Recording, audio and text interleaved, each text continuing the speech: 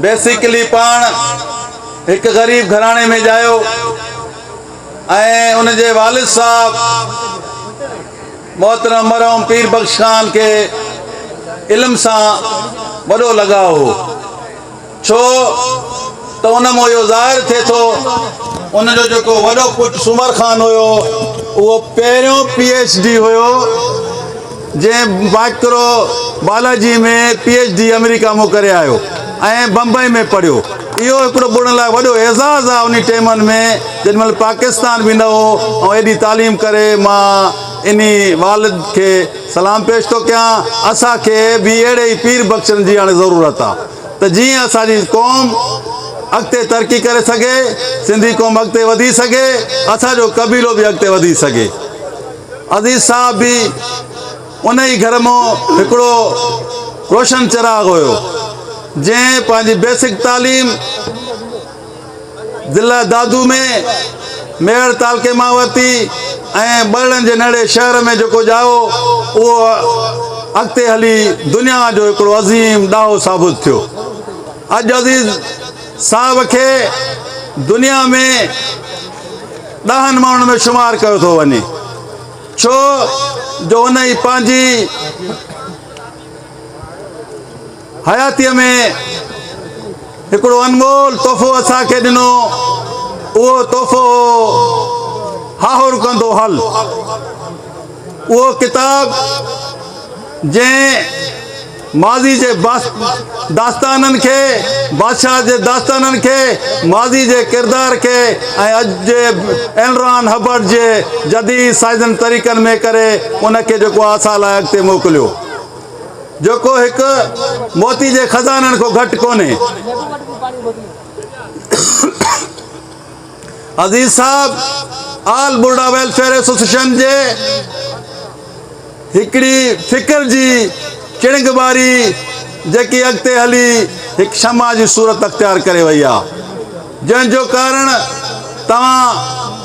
असां अॼु ॾिसूं था त बलोचिस्तान, सिंध ऐं पूरे दुनिया मां उनजो कुंड कुड़छ मां जेको आहे माण्हू अचे हिते अज़ीज़ साहब जे फ़िक्र ऐं अज़ीज़ साहब जी सोच, अज़ीज़ साहब जे इन फ़लसफ़े ते गर्मी में इन सर्दीअ में ॾिसनि ई कोन था, उनजे फ़िक्र जो आवाज़ थो अचे त हलिया था अचनि। मां पंहिंजे साथियुनि खे, अज़ीज़ साहब जे इन सिपाहियुनि खे सलाम पेश थो कयां त जंहिं पंहिंजे ख़र्च ते बिल्कुलु गुरबत जे हाल में बि पंहिंजे बचनि जो पेट कटे करे अज़ीज़ साहब जे फ़िक्र खे अॻिते करण लाइ पंहिंजूं कुर्बानी ॾेई रहिया आहिनि। ताज़ो हे मुसलसल हिन 2 महीननि में इहो 3हों वॾो प्रोग्राम आहे। बलोचिस्तान, पंजाब ऐं वरी हे कराची में अची कई अचण करोड़ों रुपया माण्हुनि जा ख़र्च करण इहा का मामूली ॻाल्हि कान्हे। इन जे लाइ असां पंहिंजी बिरादरी जे तमामु ज़िलनि जे उहिदेदारनि, नंढड़नि साथनि, वर्करनि जा थोरा हितां आहियूं। उन्हनि जी कुर्बानी खे असां जेको आहे त भुलाए नथा सघूं। ऐं ख़ुसूसन हिन प्रोग्राम खे कामयाबु करण में जिन हज़रात असांजो ताउन कयो आहे, असां उन्हनि जा बि नहायती दिलि जा शुक्रगुज़ार आहियूं। ख़ुसूसन वकला फोरम, ख़ुसूसन अफ़वाह यूनिट मदीना मुनवरा, ख़ुसूसन अफ़वाह यूनिट दुबई ऐं कराची जा साथी, या उहे असांजा साञामंद जिन असांजी माली सहायता कई, असां उन्हनि जा बि थोरा हितां आहियूं। ऐं उनखां वधीक असां उन कारकुननि जा थोरा हितां आहियूं जेके अज़ीज़ जे प्रोग्राम में हली करे हिते आया आहिनि। ऐं असां ख़ुसूसन पंहिंजे मलीर डिस्ट्रिक्ट जे सहाफ़ियुनि जा बि ॾाढा थोरा हितां आहियूं जेके कवरेज जे लाइ हिन गर्मीअ में असांजे हिन प्रोग्राम में शामिलु थिया आहिनि। उन्हनि जी बि महिरबानी, पंजाब जे तमामु साथियुनि जी महिरबानी, बलोचिस्तान जे तमामु साथियुनि जी महिरबानी।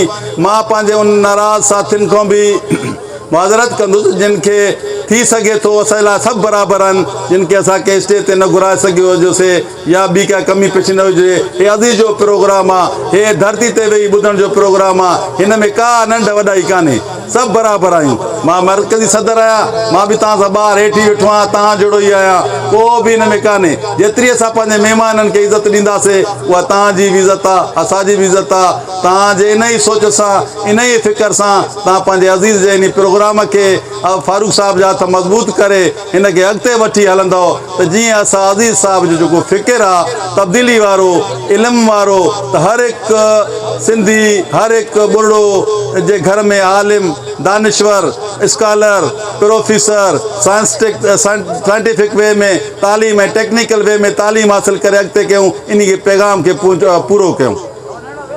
उहो तॾहिं पूरो थींदो जॾहिं तव्हां असांजो साथ ॾींदव। वरी बि मां